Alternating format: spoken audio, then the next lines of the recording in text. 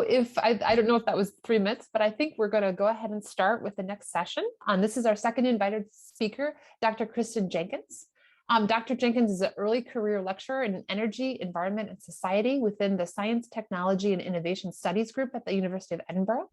Her background is as a sustainable development and human geography scholar with research and teaching interests in the Center of Energy Justice, Just Transitions, Energy Policy, Science, Technology, and Innovation Studies, Transitions Theory, and Sustainable Energy Provision and Use. Her talk is entitled Climate Ethics and Energy, Critically Engaging with Justice Opportunities and Risks in Climate Action. Thanks again for joining us for this session, and we will take questions after Dr. Jenkins's talk. Take however long you wish. We have about 15 minutes, and then we'll transition into questions. So please take it away. Thank you very much. I think you should be able to see on my slide that I can only see one pop-up box, so I can't see all of your faces, which means I don't know if you laugh at my jokes, and I don't know if you intervene. So if at any point you want to ask a question, please just put your hands up on the little icon, and I'm very, very happy to stop as we go. I'll say first, I'm sorry for not joining you for the earlier session. This is going into my evening in Scotland, so I've already had a full day of meetings at the University of Edinburgh, and it means that unfortunately I can't stay for everything that comes later as well, because I'll soon have to feed myself and my dogs and my partner. But I'll join for as much as I can, and I'm really grateful for the invitation to participate. I'll also say that I have a strategic interest in speaking for as little as possible during the 15-minute presentation. I will give slides. I'll give an overview of what's represented on the front page and talk a little bit about energy justice, just transitions, and some interesting places where I think action is happening. But I'd really like to use more space for discussion, especially so I can use that discussion to participate in some of the debates you have in the bits that I can't see whilst I'm not available. What I wanted to do, of course, to start with, is something that will be very, very familiar to you all, talking obviously about the need for rapid climate progress. We have in the UK at the moment a pretty depressing situation in terms of the weather that we're seeing and the change even within my lifetime, which makes me very conscious of climate change risks, but also a context in which we're seeing massive energy policy upheavals, massive social justice implications of some of our energy policy decisions, and therefore a real confluence of points of concern. And there are things, and I think this came up in the talk before, that we need to be inherently conscious of. Obviously, we all in this room are concerned about intergenerational equity, international equity across different borders. Upstream and downstream impacts is something that I'll talk about later. Unintended consequences, also something I'll mention later in terms of the solutions that we're putting in place and whether we anticipate the way in which they'll behave sufficiently. Rebounds, and it's just something that speaks to this image that I put up on the slide, even locking in unsustainable lifestyles. So here the example where we're working towards the climate logic of electric vehicles, for instance, but that is just a form of continued mobility, a way of living with energy that's very demand intensive, that assumes that we're still going to travel as much as we have previously, and then that's an inherently good thing. And I think we really need to question that kind of logic going forward and think about not only climate action in terms of new technologies, but fundamentally climate action in terms of reorientating our lifestyles and using left. And of course, we know that this has to happen at a pace that's quicker than we've ever seen before. That's one that's increasingly intensifying and increasingly terrifying. And so I see this as kind of a triple threat, the three blind mice, to use a cartoon analogy, where if we're talking about this rapid climate action, we're talking about this fear that we're not moving quickly enough even, then there are numerous different things that we have to have in the backgrounds of our mind as well, that have to sit underpinning all of the actions that we take. We have the risk that we could, through our actions, exacerbate pre-existing injustices. We could, for example, leave some people continually marginalised in terms of their access to that transport infrastructure if it continues in the same way that it is developing at the moment. We could create new injustices, and I'll give an example of this in terms of accessibility to smart meter technology. I should say I'm very much an energy person, but that will become more clear. But also that we miss opportunities to resolve injustices if the language is just around climate change action now, but forgets that this is part of a bigger process of transition which encompasses other parts of society and which, if we coordinate it well, can come on the journey with us. I'll say too, not only am I an energy person, so that's what I've done for the vast majority of my career, but I'm also an energy person that works specifically behind a desk as a keyboard warrior. So I work a lot with conceptual frameworks, and if you've ever come across any of my writing, you'll recognise that that's largely what they look at. And so I wanted to start with these conceptual approaches rather, and say, naturally, there are a number of different ways in which we are already having these conversations. Some of these literatures have existed longer than others, some of them have different framings than others, some of them have different intended contributions. I won't go into a huge amount of depth because I know I'm speaking to a very well-versed audience, but I will just talk through each of them and say, for me, they have both strengths and limitations. So climate justice is something that I've been previously quite critical of, mainly in a provocative sense, to stimulate debate, just to be that annoying person that says, but what about this, quite intentionally.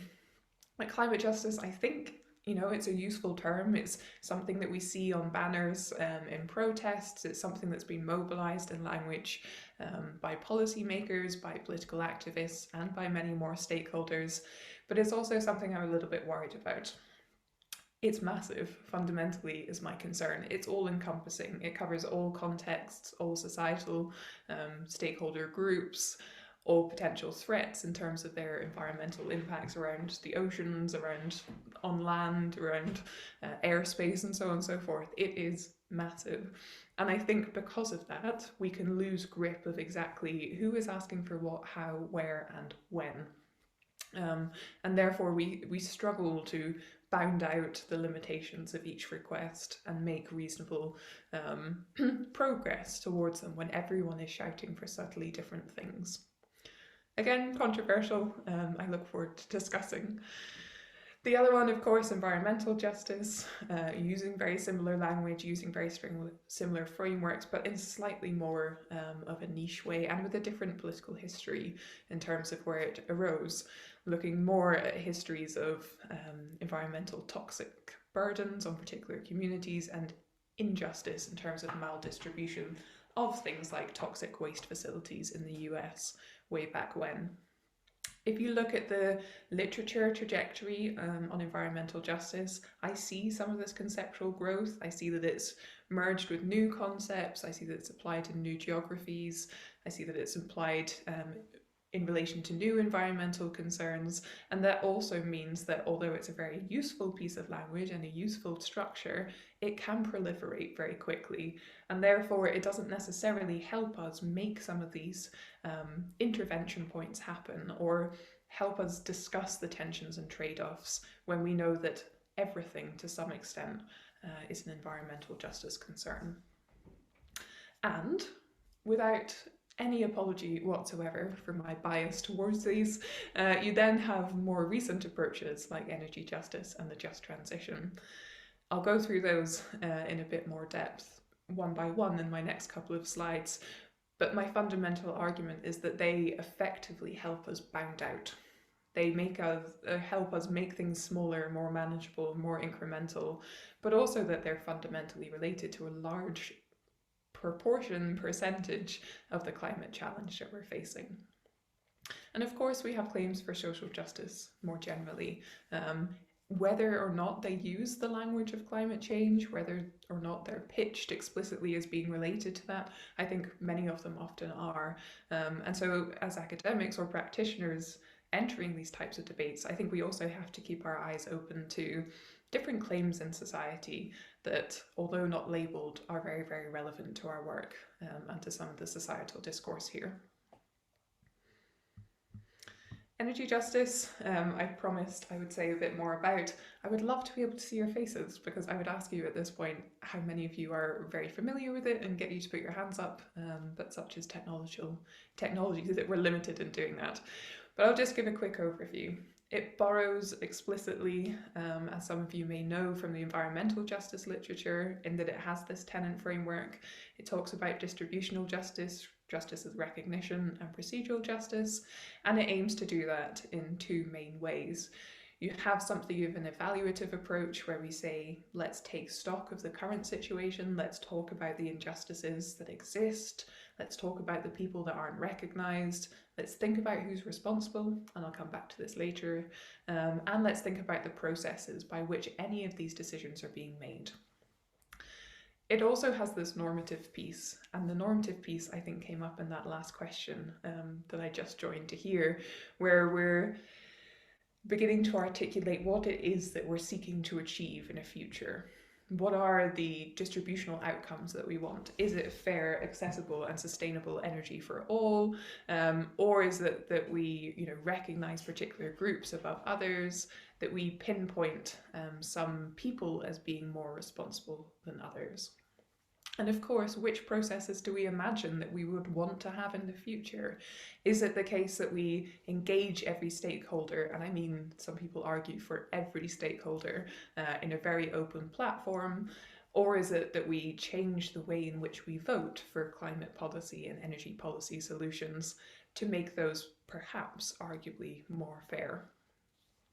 I often put a bar under it and say that it's something slightly different for me, partially because it doesn't come up in every framework approach, but partly because it's also one of these big picture questions. But related to this is the notion of cosmopolitanism, where we're looking at this in a global context, where we're questioning if everyone is afforded equal moral rights, if we should redistribute across society within countries, but also across humanity more generally, and how we go about this kind of global decision making, which I'm sure you're discussing as well.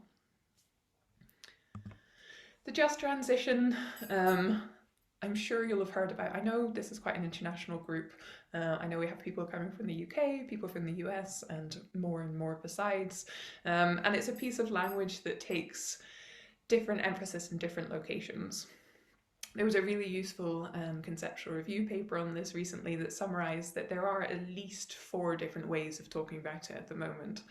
The first, which is the one that I would stick to, is saying that this is a labour-oriented concept where we are most concerned about fossil fuel workers and how they are transitioned into the renewable sector, sticking with the energy analogy.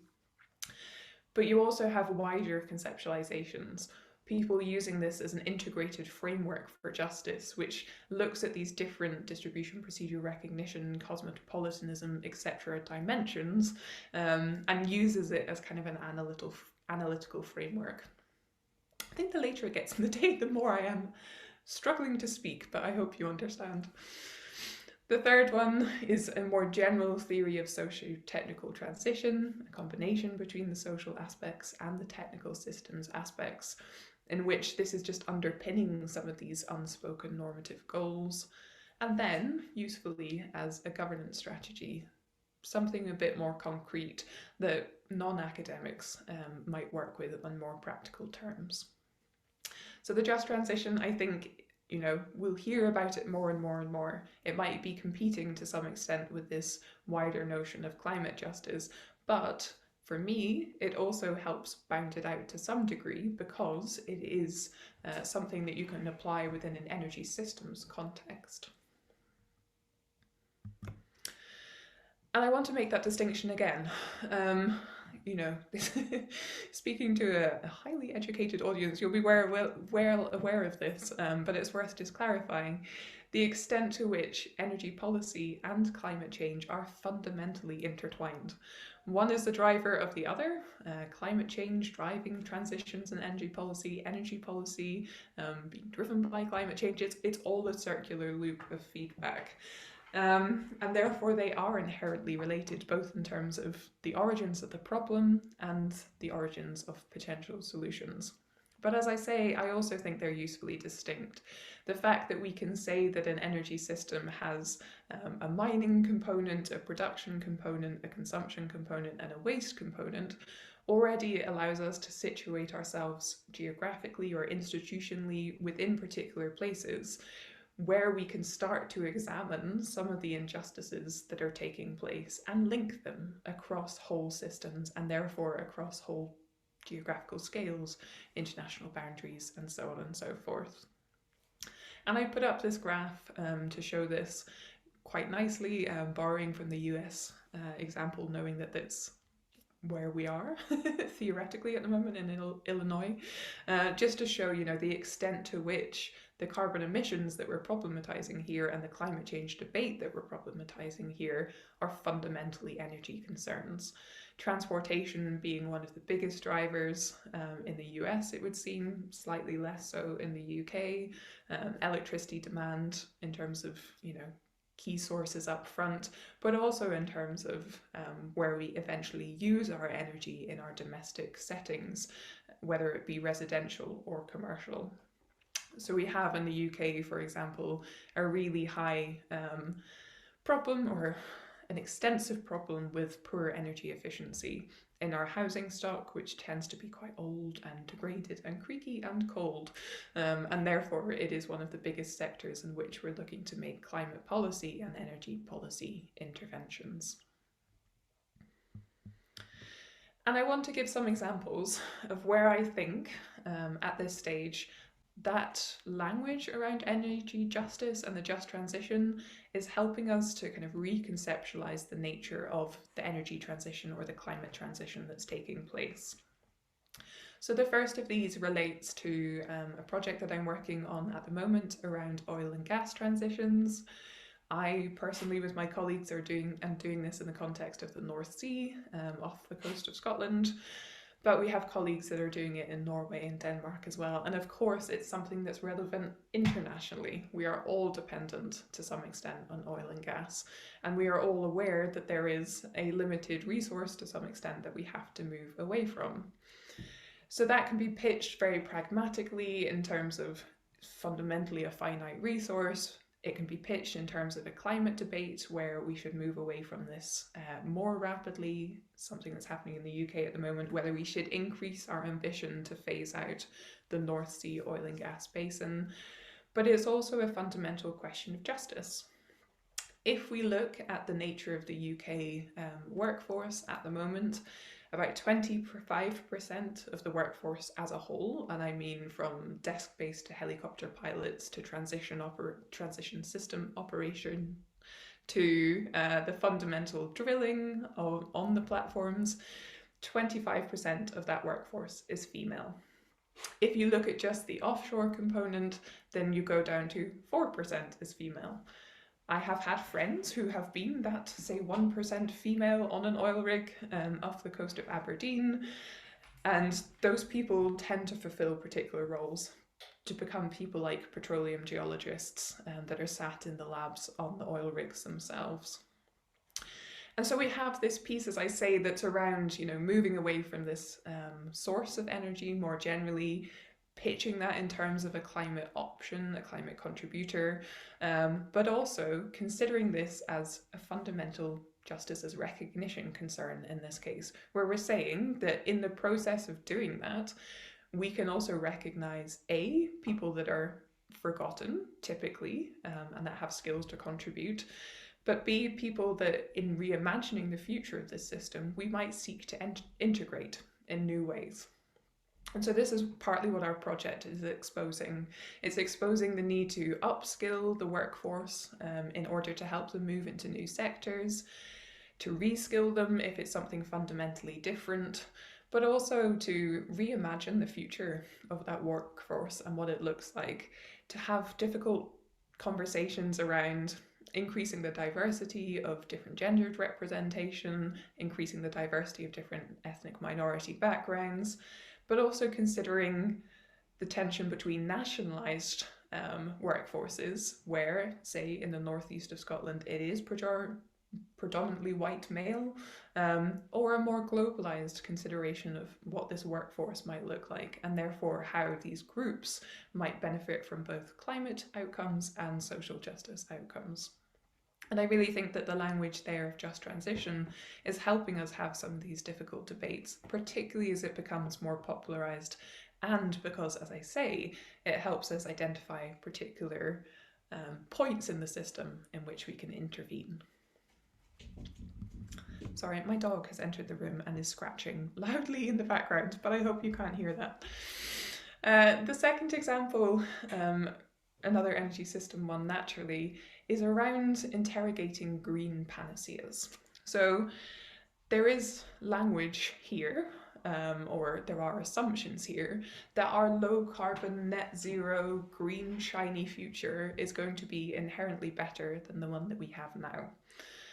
And as I will return to later, I really want to open up the debate that that is not the case, and that we need to be more open to the fact that some of these so-called green saviours are perhaps not behaving in the way that we expect them to, or that also have more explicit risks than we typically acknowledge. So on the left-hand side of the slide, I give the example of wind energy developments in Mexico, in Oaxaca in this case, which one of our PhD students at Edinburgh worked on, and which exposes really nicely a context in which, although Mexico generic and regionally is really harnessing these renewable technologies and doing so at pace and maximizing their natural resources, arguably they're doing so in a way that's quite exclusive of the populations that are hosting them, or whether it's not explicitly exclusive, is causing a lot of conflict in society.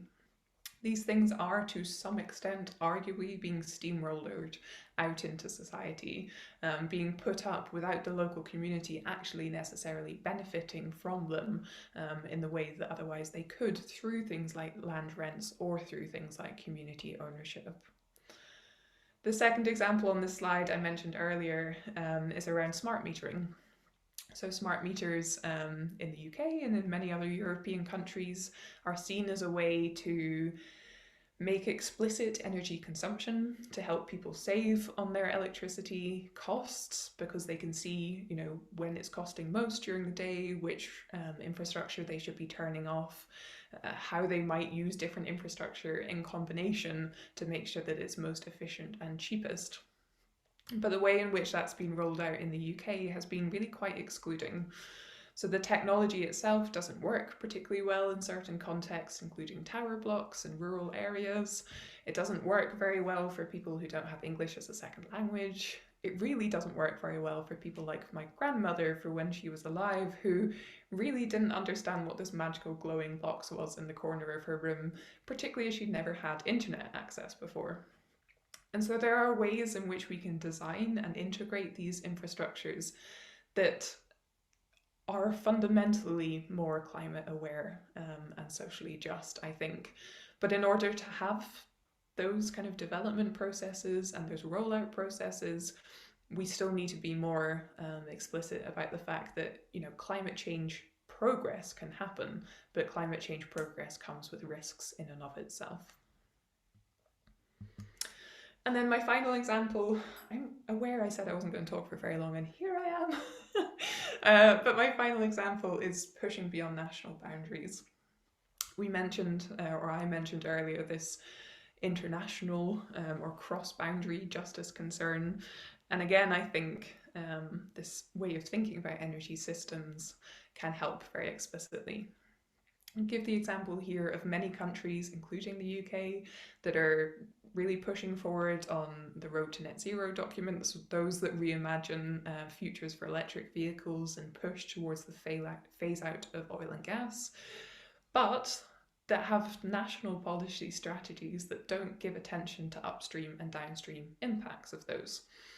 So, for example, the cobalt miners in some countries that are doing so largely by hand, those that are involved in the development of lithium-ion batteries, whether at the early stage or at their decommissioning stage later on, because we don't have a very good way of recycling these.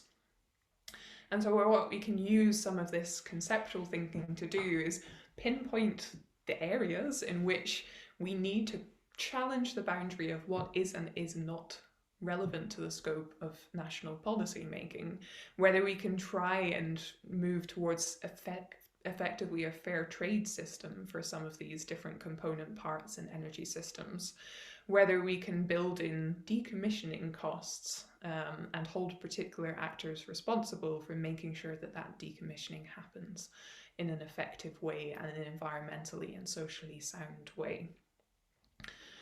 And so again, here we're talking about something that's fundamentally climate savvy, you would think, that might help with some of these climate change questions, but where ethics is asking us, or justice language is asking us, to interrogate those more explicitly, to pick them apart, and to use them as ways of exemplifying how we might make social and climate gains at the same time.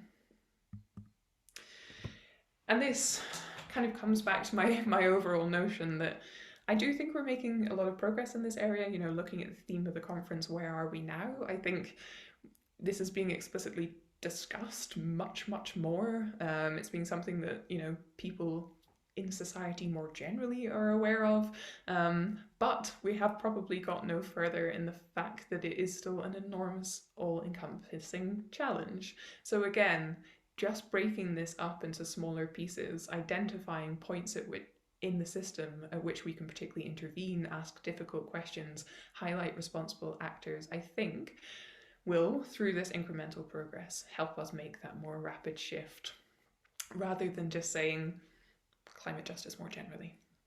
I'm aware that's controversial. Okay, and so just to close, I wanted to end with a few reflections potentially of what's missing or where we might go next. This is very much kind of in the heat of the moment what I'm thinking of at this particular point in this particular day, and it will keep shifting, but they are things that are particularly, sparking my imagination, and I hope will inform some of the debate that you have. So the first was around the ranking of climate versus justice priorities, asking effectively whether we should be prioritizing climate action with limited social justice outcomes in some contexts, or whether we're flipping this on the other way around and saying that, fundamentally social justice is the outcome that we should be looking for, and that climate change benefits come second. I'm aware that shifts context by context, but I think that conversation isn't often had explicitly enough. One of my big bugbears in life is also that it's always really easy to give examples of where injustice is happening or where particular groups are not recognized or misrecognized, but it's, at a loss of discussing who is actually responsible for resolving these.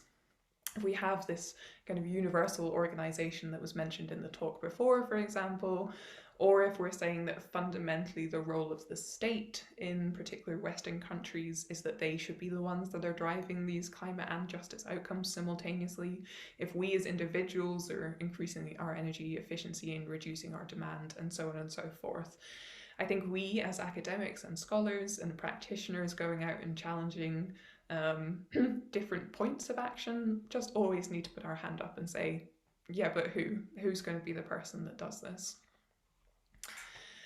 I see an increasing role, and I've been disparaging of this in the past, which makes me sound like a terrible person, but I see an increasing role for public pressure, public awareness, demonstration. I see that in the context of the UK and further afield, where this language, again, sustainable development, climate change, wider pieces around social justice, are being used in a way that they never previously were. And I think we can really extend our reach across society to say, the more that we ask for this, the more that we make decision makers, powerful people aware that this is a societal demand, the more it will actually happen. And so my personal aspiration is that someone like David Attenborough does a documentary for the BBC or any other organisation that really highlights some of the challenges here and that puts that into the public domain and that, helps lead to a surge in those debates. Concerningly, I also don't think we look at the role of crises enough. Things like Ukraine versus Russia that's going on at the moment, things like the coronavirus pandemic, and question what the next big critical juncture in society might be and how we might use that as a jumping off point.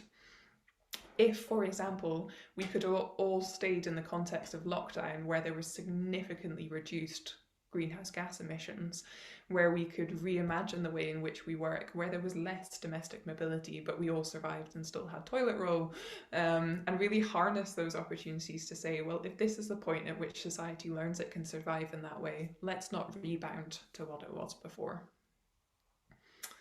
Last two, and I'll nail it just by finishing just on time. The first one, I think there's still a little bit of a step change to be made between some of this conceptual language that we have to help understand and unpack these particular challenges, to moving towards more applied toolkits where we can make accessible the language of justice and ethics for people working in other areas of society, where we can produce decision-making frameworks, whatever they might be, so that these discussions can be more readily had to groups that perhaps don't use the language on a daily basis.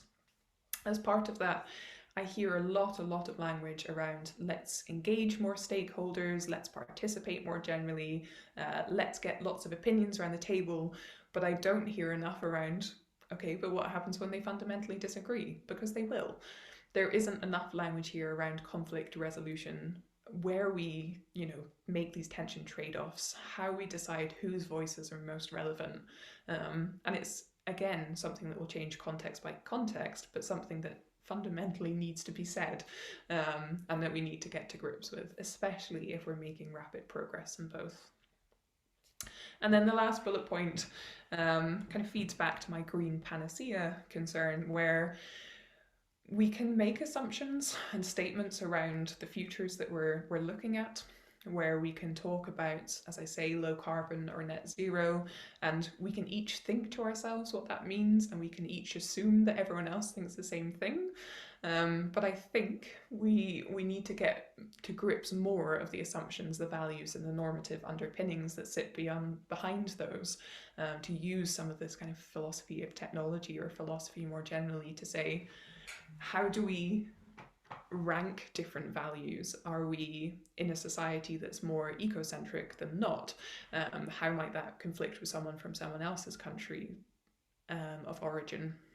And if we have these various different normative underpinnings, how does that reshape the future that we're imagining, especially if it's one that's happening across international boundaries? So those were my, as I say, off the top of my head, where do we go next questions, which I hope will help feed into the debate. As a close, that was a daffodil. It's a beautiful day in Scotland today, and it's the first one we have in our garden.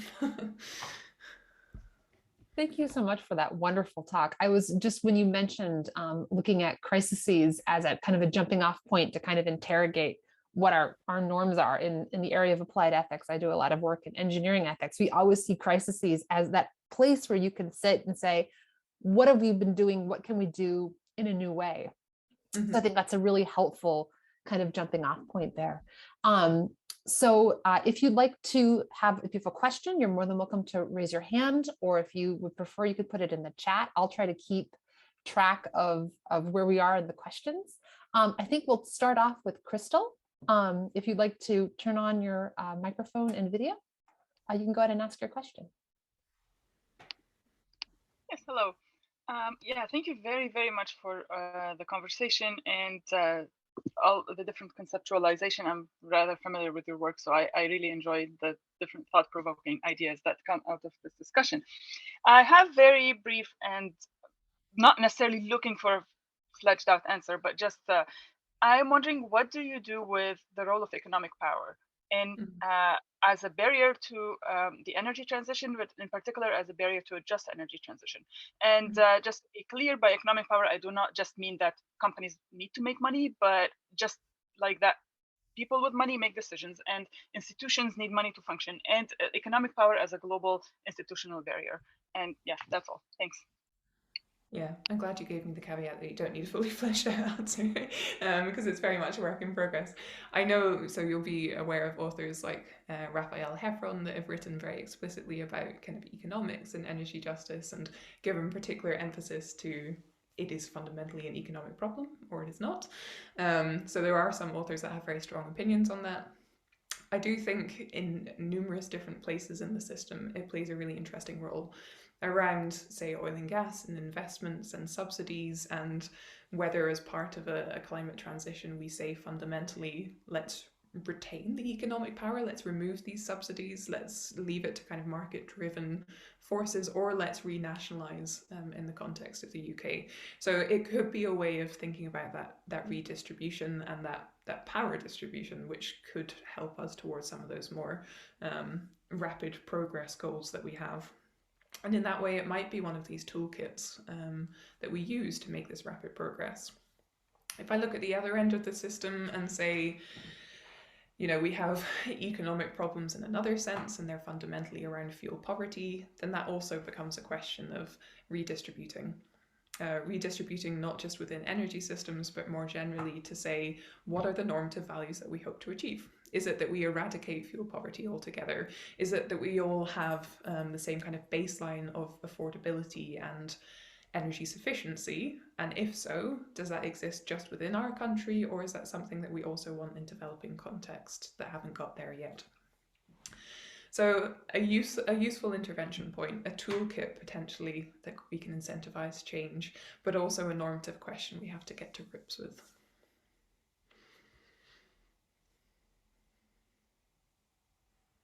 We have a question from Sophia. Sorry, questions are coming in fast and furious. All right. For energy futures, conflicts will be a reality. Fridays for the Future manifestations were at the same time of the Gilets Jaunes ones, France against the law of increasing price of petrol for environmental reasons. So what do you recommend for preempting conflicts or resolving them? Yeah, this sounds abominable. I don't have an answer. It's, as I say, it's something that I think we need to come to grips with. I attended an event in Aberdeen, which is northeast of Scotland, last week, which is famous for oil and gas production, if you don't know it. And on different days, we had different groups presenting to us. Some people that thought that the transition was absolutely fantastic, some people that thought that it was flattening the park that they were very invested in and the green space for the community, some people that were fundamentally concerned about the workforce, other people that thought the workforce is dead and oil and gas is over. And it was fascinating just being sat in a room for 2 days being bombarded with different views and thinking, okay, what do we practically do next? I don't know if it comes down to a context in which we need to emphasize the roles for things like citizens' juries, in which case we think about particular procedural mechanisms where each of those different views are represented in some kind of physical or digital space, and it's fundamentally up to the group of interested people to agree a conflict-oriented solution. Or if we do this as a process of imagining futures in a different way, where we have backcasting workshops, where we ask people to start in 2050 and then to work back more incrementally, stage by stage, and say, okay, but are you represented? Are you? If not, which point do you think that your voice will be heard? And to think of it more in a longitudinal sense, I guess. But certainly the publications or the explicit discussion on exactly what that looks like isn't there for me, and it should be. So the next question is from Andrew Jameson, and he said, "Thank you for a fantastic presentation." Oh, I think that was the one before. I think so too, yeah. There, wait, try again. Sorry. In order to facilitate an international comparison, some have developed measures of justice regarding climate change, such as equal equity have developed measures, and Human Development Report has introduced justice measures. Are there any justice measures you prefer for energy justice? And I'll put that in the chat 1 second. Yeah. Apologies. No problem. I'm just gonna have a read through it.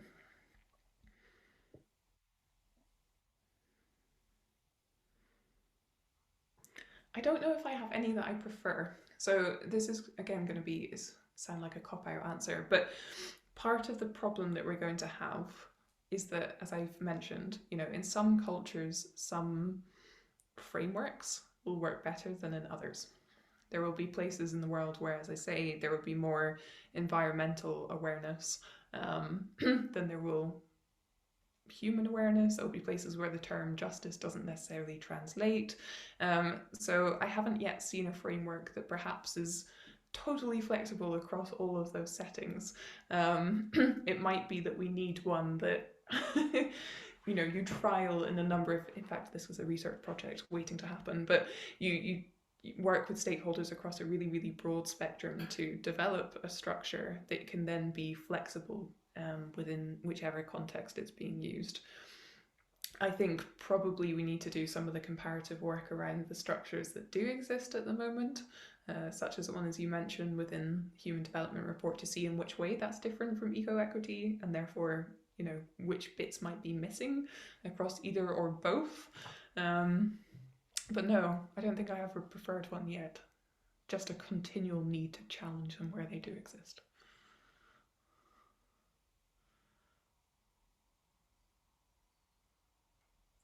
We have one more question. Oops, sorry, they keep coming. Are we moving towards post-normal governance, meaning differentiated and distributed deliberation and responsibility on energy issues? Yeah, it's an interesting one. And again, stop saying this, Kirsten. It depends on the context.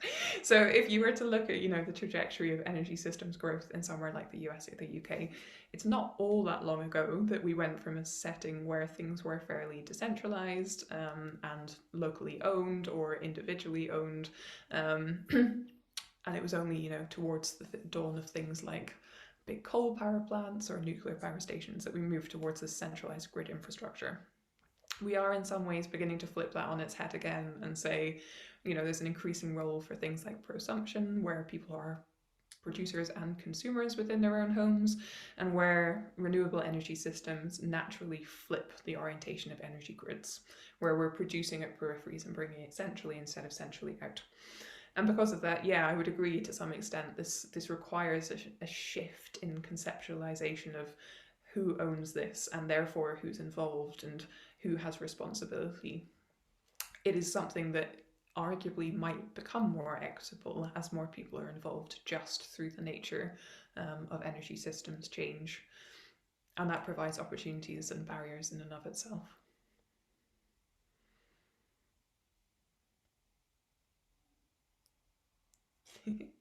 Thanks. Peter, would you like to ask your question?